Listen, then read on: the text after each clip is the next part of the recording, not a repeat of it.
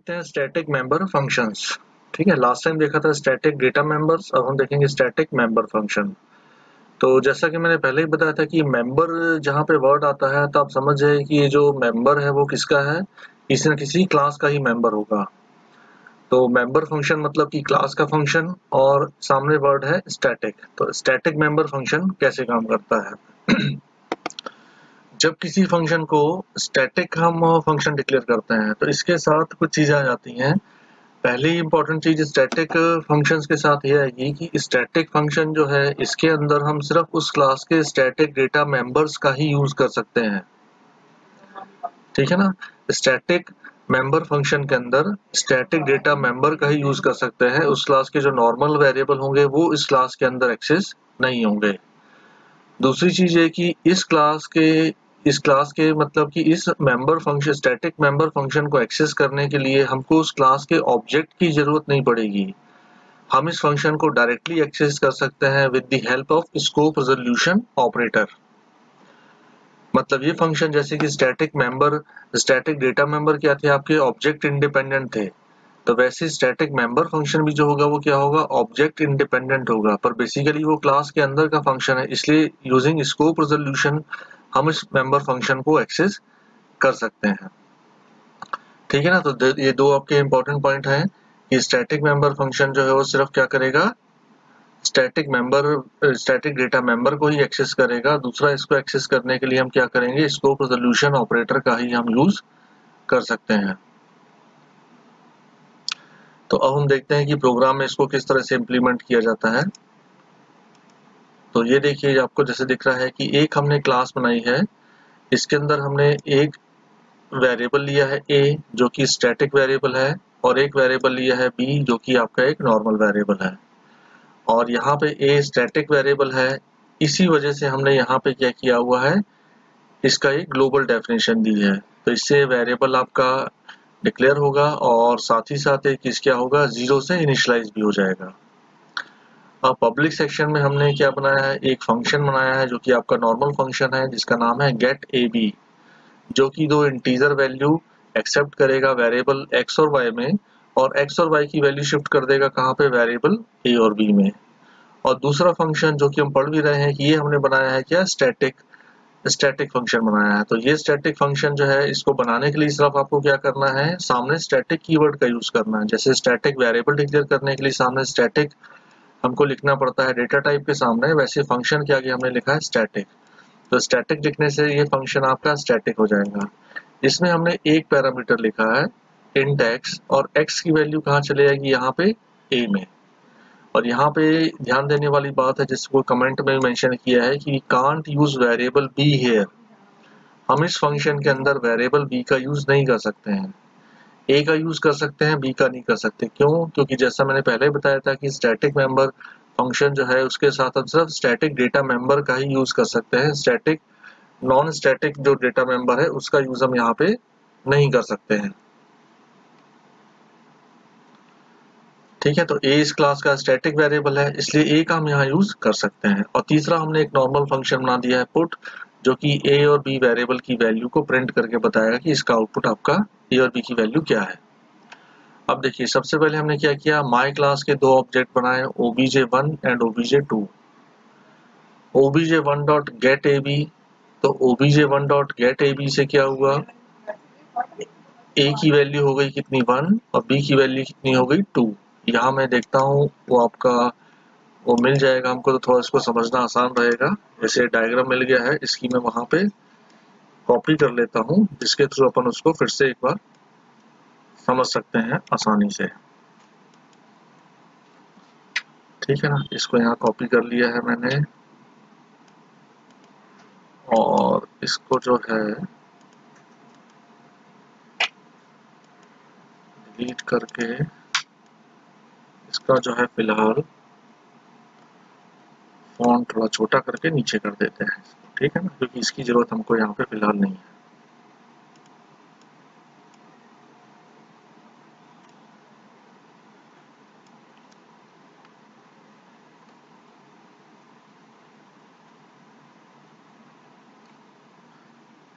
ठीक है, यहाँ से आप देखिएगा,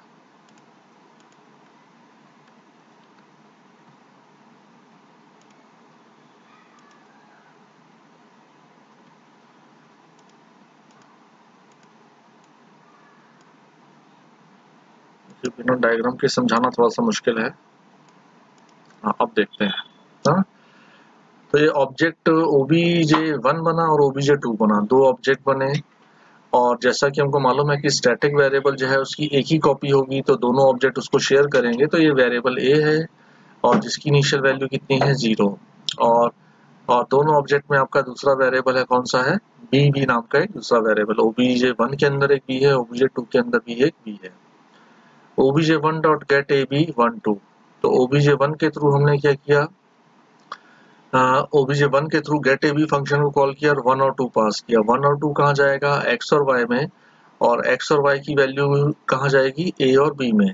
तो इसके बाद आपकी a की वैल्यू कितनी हो जाएगी यहाँ पे 1 और b की वैल्यू कितनी हो जाएगी 2।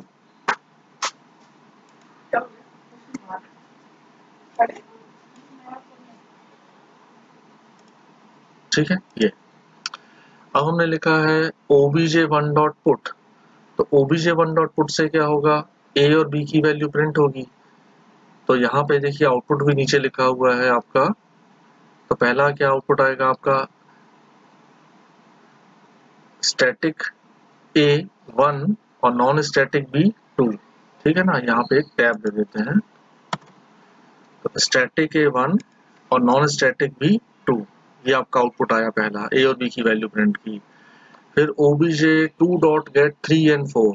तो obj2 ने अब गेट फंक्शन को कॉल किया और 3 और 4 पास किया। 3 और 4 कहाँ जाएगा, x और y में, x और y के थ्रू a और b में।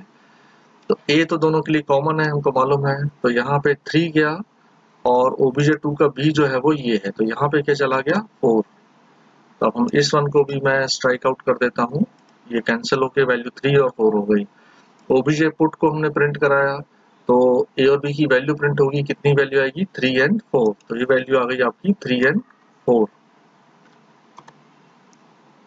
ठीक है, इसके बाद देखिए हमने क्या किया है, अपने ग्लोबल ग्लोबल नहीं, स्टैटिक मेंबर फंक्शन है, इसको हमने एक्सेस किया। तो इसको एक्सेस करने के लिए ध्यान दीजिए कि ये मैंने बताया कि जैसे क्लास का बाकी के जो फंक्शन है वो क्या होते हैं, ऑब्जेक्ट पे डिपेंड करते हैं। जो ऑब्जेक्ट उसको कॉल करेगा उस ऑब्जेक्ट के लिए वर्क करेंगे, जबकि स्टैटिक मेंबर फंक्शन जो है वो क्या होगा, ऑब्जेक्ट इंडिपेंडेंट होता है। मतलब ये किसी भी एक ऑब्जेक्ट के लिए नहीं है, फंक्शन दोनों के लिए क्या है, कॉमन है। और यही वजह है कि इसके अंदर हम क्या यूज कर सकते हैं, सिर्फ स्टैटिक मेंबर वेरिएबल या स्टैटिक डेटा मेंबर्स का। तो हम इसको जब कॉल करते हैं, तो यहाँ पे हमने जब कॉल किया है, तो यहाँ पे क्या लिखा हुआ है, यहाँ पे लिखा है हमने क्या, my scope resolution get a, my scope resolution get a. तो ऐसा क्यों लिखा है, क्योंकि यहाँ पे हमने जैसे बताया था कि इस फंक्शन को कॉल करने के लिए आपको ऑब्जेक्ट का यूज नहीं करना है। इस फंक्शन को कॉल करने के लिए आप क्लास का नाम लिखेंगे और स्कोप रेजोल्यूशन ऑपरेटर की हेल्प से कॉल करेंगे। तो हमने लिखा है गेट ए 5। तो 5 कहाँ जाएगा, x में, और x के थ्रू a की वैल्यू कितनी हो जाएगी 5। तो a की वैल्यू 3 थी, ये वैल्यू क्या हो जाएगी 5। अब यहाँ पे आप देखिए कि हमने किसी ऑब्जेक्ट के थ्रू कॉल नहीं किया है, तो जो वेरिएबल की वैल्यू चेंज हो रही है वो a की ही हम चेंज कर सकते हैं। और a आपको ऑलरेडी मालूम है कि किसी भी ये क्या है, आपका ऑब्जेक्ट इंडिपेंडेंट है। ठीक है ना, क्योंकि a और b के लिए तो ये कॉमन है।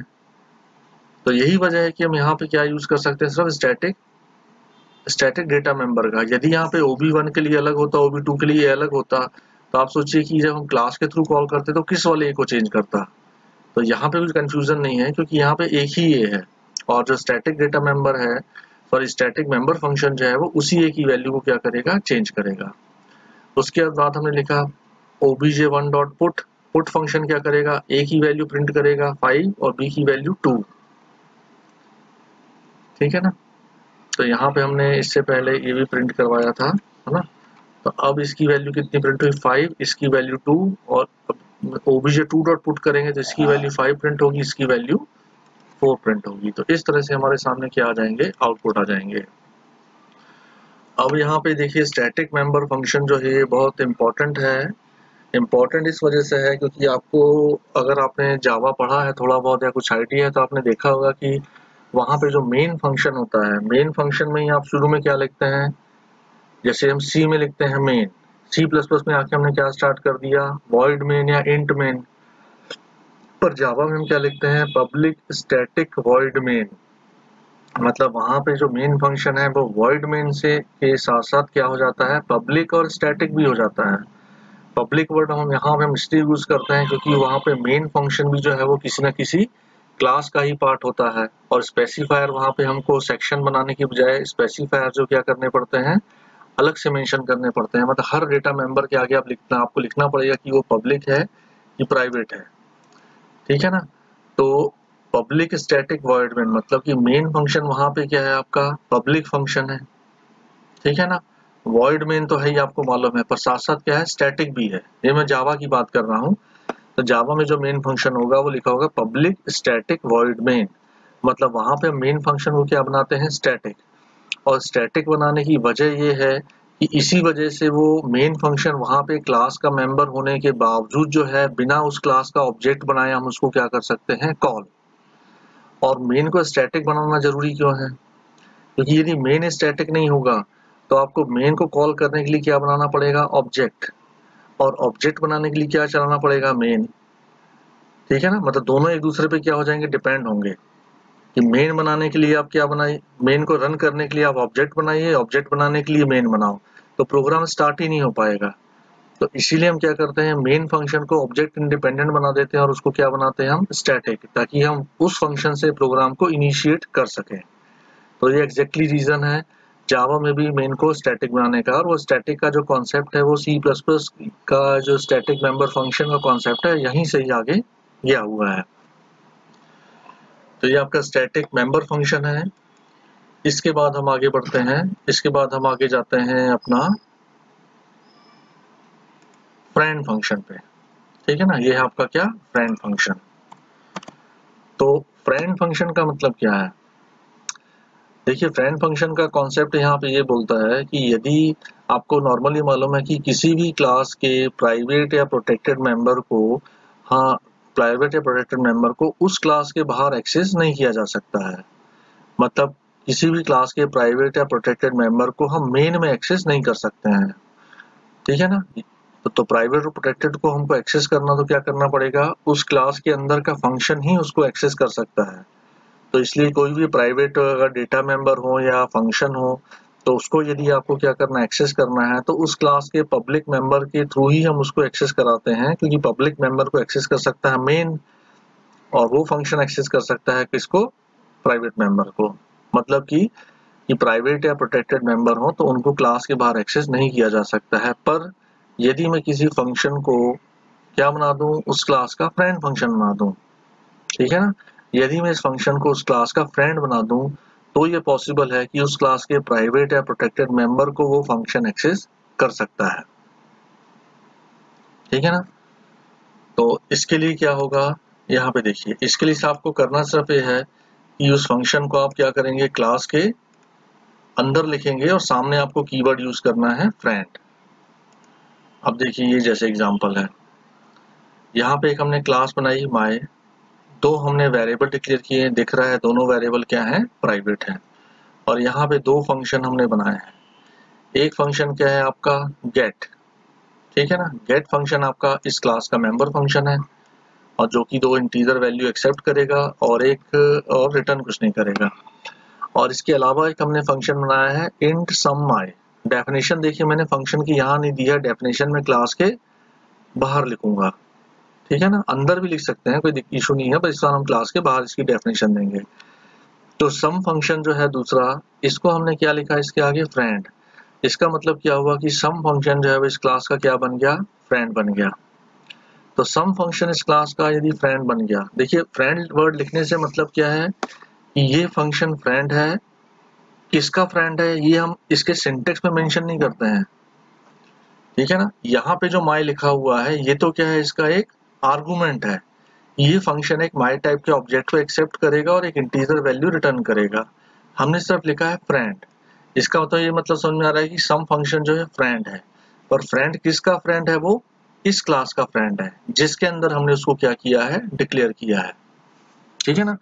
तो फंक्शन जिस क्लास के अंदर हमने डिक्लेयर किया है, हमको उस क्लास का बन जाएगा फ्रेंड। इसलिए फ्रेंड फंक्शन यदि आपको किसी को बनाना है तो आपको उस फंक्शन को उस क्लास के अंदर ही डिक्लेयर करना पड़ेगा, तभी वो उस क्लास का क्या बन पाएगा, फ्रेंड।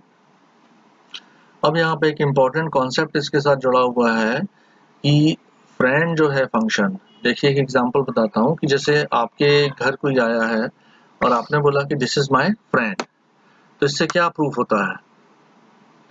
तो आप बोलोगे इससे प्रूफ होता है कि मेरा दोस्त है ना? ठीक है, इससे एक्चुअली में दो चीजें प्रूफ होती हैं। पहली चीज ये प्रूफ होती है कि दिस इज माय फ्रेंड, आपने बोला ही है मतलब वो आपका फ्रेंड है। और दूसरी चीज इससे ये भी प्रूफ होती है कि वो आपके घर का मेंबर नहीं है। ठीक है ना? तो एग्जैक्टली सेम कॉन्सेप्ट यहाँ बनता है कि यदि इस फंक्शन को, सम नाम के फंक्शन को मैं इस क्लास का बोल रहा हूँ कि फ्रेंड है, तो यदि ये फ्रेंड है, इसका मतलब कि ये फंक्शन जो है वो उस क्लास का मेंबर नहीं कहलाएगा। उस क्लास के अंदर लिखा है, इसके बावजूद वो उस क्लास का क्या होगा? फ्रेंड नहीं होगा। वो सॉरी, उस क्लास का मेंबर नहीं होगा, क्योंकि उसका क्या है? फ्रेंड बन गया है। ठीक है ना? तो अब इस कॉन्सेप्ट को और इसको हम प्रूव भी करेंगे। अब देखिए हमने गेट फंक्शन की यहाँ पे क्या दी है? डेफिनेशन। ठीक है ना? गेट फंक्शन को हमने डिफाइन कर दिया है कि x और y दो वेरिएबल हैं और x और y की वैल्यू को क्या करेगा? a एक्सेप्ट करेगा, x की वैल्यू को a एक्सेप्ट करेगा, y की वैल्यू को b एक्सेप्ट करेगा। और यहाँ में देखिए मैंने कमेंट में लिख दिया है कि सम is not a member of class my. और इसी वजह से देखिए अब हम यहाँ पे सम को डिफाइन कर रहे हैं कि इंट सम माई ओबी, क्योंकि हमने आर्गुमेंट में दिया है कि माई क्लास का ऑब्जेक्ट एक्सेप्ट करेगा, तो यहाँ पे माई क्लास का ऑब्जेक्ट क्या करेगा? एक एक्सेप्ट करेगा ओबी में, और रिटर्न करेगा ओबी डॉट ए प्लस ओबी डॉट बी। ठीक है ना? ओबी डॉट ए प्लस ओबी डॉट बी, इन दोनों को क्या करेगा? ये आपका रिटर्न करेगा, मतलब कि ए और बी जो वैल्यू है उनके एडिशन को ये रिटर्न करेगा। पर यहाँ पे एक इम्पॉर्टेंट चीज देखिए कि यहाँ पे मैंने क्या लिखा है कि जब इस फंक्शन को बनाया है तो मैंने क्या लिखा हुआ है? माई स्कोप रेजोल्यूशन लिखा है। ये ऐसा क्यों लिखा है? ऐसा इसलिए लिखा है क्योंकि हमको मालूम है कि जब किसी भी क्लास के बिल्कुल पहली क्लास आप देखेंगे C++ की, तो वहां पे हमने इसको चीज को डिस्कस किया था। ठीक है ना? और इसको हमने बताया था कि फंक्शन जो है हम दो तरह से डिफाइन कर सकते हैं, विद इन अ क्लास और आउटसाइड द क्लास। और जब किसी फंक्शन को आउटसाइड द क्लास डिफाइन करते हैं तो हमको यहाँ पे क्या करना पड़ता है? क्लास नेम देना पड़ता है विथ स्कोप रेजोल्यूशन साइन। तो गेट फंक्शन में तो हमने उस चीज को लिखा है क्योंकि गेट फंक्शन उस क्लास का मेंबर है, पर माई फंक्शन को जब डिफाइन किया है तो यहाँ पे माई स्कोप रेजोल्यूशन नहीं लिखा है। ठीक है ना? माई स्कोप रेजोल्यूशन नहीं लिखा है, इसका मतलब क्या हो गया? इससे ये प्रूफ हो रहा है कि देखिए कि ये फंक्शन जो है उस क्लास का मेंबर नहीं है। ठीक है? और आगे भी इसको हम फिर से प्रूफ करेंगे। तो अब हमने माई क्लास का एक ऑब्जेक्ट बनाया, obj डॉट गेट 1020, तो obj के थ्रू गेट फंक्शन कॉल किया। 1020 कहाँ गया? 1020 आपका x और y में गया और x और y के थ्रू a और b में चला गया। ठीक है? अब हमने सम फंक्शन को कॉल किया, सी आउट सम obj, तो सम से सम फंक्शन कॉल किया। अब यहाँ भी देख सकते हैं आप कि सम फंक्शन को जब हमने कॉल किया है तो सम फंक्शन को कॉल करते टाइम हमने यहाँ पे ऑब्जेक्ट का यूज नहीं किया है, क्योंकि यदि ये क्लास का मेंबर होता, यदि क्लास का मेंबर होता तो हमको सामने क्या लिखना पड़ता? obj डॉट लगाना पड़ता, obj डॉट, पर हमने यहाँ नहीं किया है। इसका मतलब क्या है कि ये फंक्शन उस क्लास का मेंबर नहीं है। तो सम obj, तो सम से क्या होगा? सम फंक्शन कॉल होगा, और obj जो है वो क्या होगा आपका? यहाँ पे शिफ्ट होगा ob में, obj ob में शिफ्ट होगा, और उसके बाद हम ob डॉट ए प्लस ob डॉट बी लिख के क्या करेंगे? ए और बी के सम को रिटर्न कर देंगे, तो इसका आउटपुट कितना आ जाएगा? 30। ठीक है? तो इस प्रोग्राम को हम एक काम करते हैं, चला के भी देखते हैं एक बार।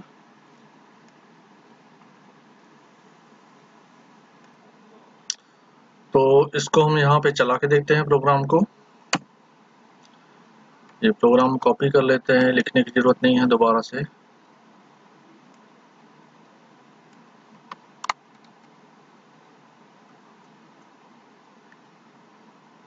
ठीक है ना? और इसको चला के देखा जाए।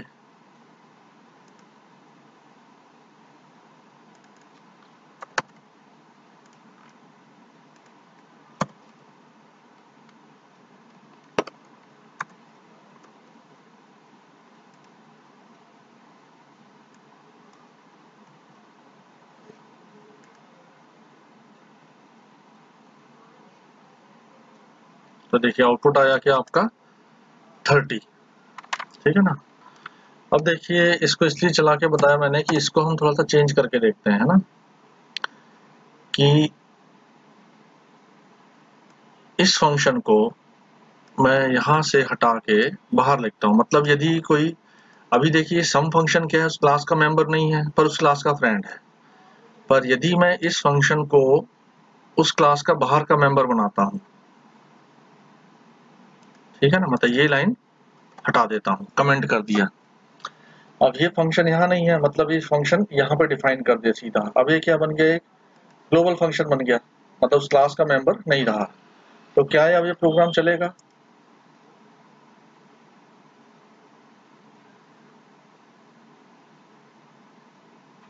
हाँ, तो देखिए इसमें एरर आनी चालू हो जाएगी। एरर अपन चेक करते हैं कहाँ पे आ रही है error.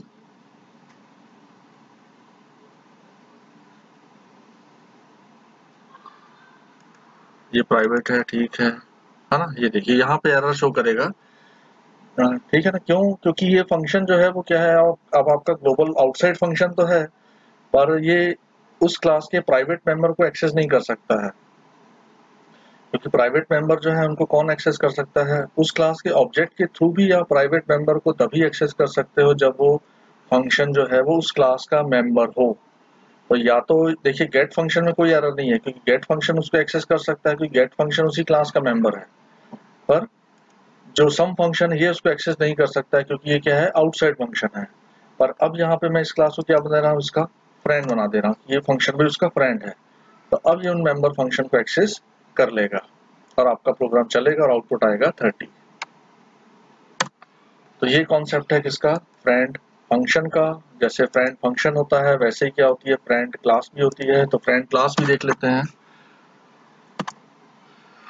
A class can also declare to be friend of some other class. When we create a friend class, then all the member function of the friend class also become the friend of other class. This requires the condition that the friend becoming class must be first declared or defined.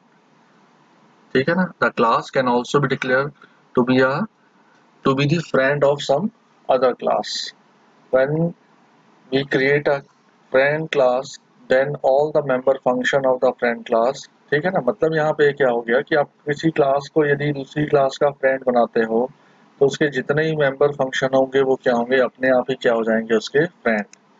और यहाँ पे क्या है कि आपको पहले, जैसे ये एग्जांपल है, पहले आपने एक क्लास बनाई ए, इस क्लास के अंदर आपने क्या किया है, ये डिक्लेयर किया है कि दो प्राइवेट वेरिएबल हैं, एक पब्लिक फंक्शन है जिसका नाम क्या है, क्लास है। फंक्शन का नाम ही क्या है, क्लास है, और जो कि दो वैल्यू एक्सेप्ट करेगा और ए और बी में डाल देगा।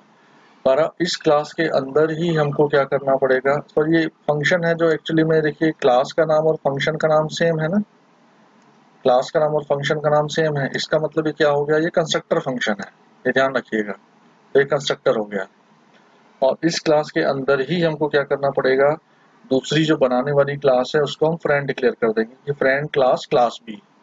तो क्लास बी जो है वो क्या हो गई है, इसकी फ्रेंड होगी, जिसको कि हम बाद में डिफाइन करेंगे। और नीचे हम डिफाइन कर दिए क्लास बी, और क्लास बी के अंदर हमने एक, देखिए क्या बनाया है, फंक्शन इंट मिन क्लास ए, ठीक है, इंट मिन क्लास ए। मतलब कि एक इंटीजर नाम का एक फंक्शन है मिन नाम का, जो कि इंटीजर वैल्यू रिटर्न करेगा और एक क्लास ए टाइप का ऑब्जेक्ट को एक्सेप्ट करेगा। और यहाँ पे हमने दे दी उस फंक्शन की डेफिनेशन। तो इस डेफिनेशन के अकॉर्डिंग मिन फंक्शन क्या करेगा, एक ऑब्जेक्ट एक्सेप्ट करेगा क्लास ए का, और दोनों में से जो भी मिनिमम होगा उसको वो रिटर्न कर देगा। तो यहाँ पे हमने क्या किया है, अब क्लास ए का ऑब्जेक्ट बनाया ओबीजे ए और 1020 पास किया। 1020 कहाँ गया, यहाँ पे। अब क्लास बी का ऑब्जेक्ट बनाया ओबीजे बी, और ओबीजे बी के थ्रू हमने क्या किया, मिन फंक्शन को कॉल किया। पर जब हमने इसको कॉल किया है तो साथ साथ हमने ऑब्जेक्ट किसका पास किया है, क्लास ए का, ठीक है ना, क्लास ए का ऑब्जेक्ट को पास किया है। और इस ऑब्जेक्ट ने क्या किया है, ए और बी में से जो मिनिमम होगा उसको रिटर्न करके दे दिया। ये आपको ध्यान होगा, ये कंडीशनल ऑपरेटर यहाँ पे लगा हुआ है, जो मिनिमम होगा वो वैल्यू रिटर्न कर देगा। अब देखिए क्लास ए के जो क्या है मेंबर जो है दोनों प्राइवेट है, ठीक है ना, इस क्लास के दोनों ए और बी वेरिएबल जो प्राइवेट है, पर दूसरी क्लास में भी क्या है ये एक्सेस हो रहे हैं क्योंकि ये क्लास इस क्लास की क्या है, फ्रेंड है। तो कुछ इस तरह से आपका चलता है कॉन्सेप्ट किसका, फ्रेंड क्लास का। हालांकि ये देखिए जो चीजें हैं आप पढ़ रहे हैं, खासकर जो स्टैटिक डेटा मेंबर हो गया, दिस पॉइंटर हो गया, फ्रेंड फंक्शन हो गया, फ्रेंड क्लास हो गया, या इनलाइन फंक्शन हो गया, ठीक है ना, ये सब क्या है कॉन्सेप्चुअली बहुत इंपॉर्टेंट है। प्रैक्टिकली जब आप सी प्लस प्लस में कोई प्रोग्राम बनाते हो तो आपको इतनी फीचर उसका यूज करने का सोचते नहीं हो कि हम कहाँ एक्चुअल में इसका यूज कर पाएंगे या कैसे यूज होगा, पर कॉन्सेप्चुअली ये बहुत इंपॉर्टेंट है। क्योंकि जब आप किसी प्रोजेक्ट वगैरह पे काम करोगे, ठीक है ना, जब प्रोजेक्ट या सॉफ्टवेयर लेवल पे काम करोगे तब आपको इन सब चीज़ों की क्या है इंपॉर्टेंस समझ में आती है। क्योंकि हमको बेसिकली ये सब चीज़ों, ये जितने भी फीचर्स हैं, ये सब क्या है ऑब्जेक्ट ओरिएंटेड के जो कॉन्सेप्ट हैं हमने शुरू में देखे थे कि एब्स्ट्रैक्शन हो गया, डेटा हाइडिंग हो गया, इनकैप्सुलेशन हो गया, पॉलीमॉर्फिज्म हो गया, इनहेरिटेंस हो गया। तो इन कॉन्सेप्ट को इम्प्लीमेंट करने के लिए हमको इन फीचर्स का यूज़ करना चाहिए। तो नॉर्मल हम सी प्लस प्लस में प्रोग्राम नॉर्मली भी बना सकते हैं, और नॉर्मल आप प्रोग्राम बनाओगे इसका मतलब आपने उस लैंग्वेज का यूज़ तो किया है, पर एक्चुअल जो उसकी फीचर्स थी या जो उसकी स्ट्रेंथ थी उसको आपने यूज़ नहीं किया है। तो हमको कोशिश करनी चाहिए कि कोई हम प्रोग्राम बनाते हैं तो जहाँ-जहाँ पॉसिबल हो सके इन कॉन्सेप्ट को इम्प्लीमेंट करके वहाँ पे देखें, ठीक है ना। तो आज की क्लास में इतना रखते हैं। नेक्स्ट क्लास में एक इसमें फंक्शन और बचा है आपका दिस तो अपन ने कर लिया था कवर, इनलाइन फंक्शन, है ना। तो इनलाइन फंक्शन को कवर करते हुए अपन आगे बढ़ेंगे।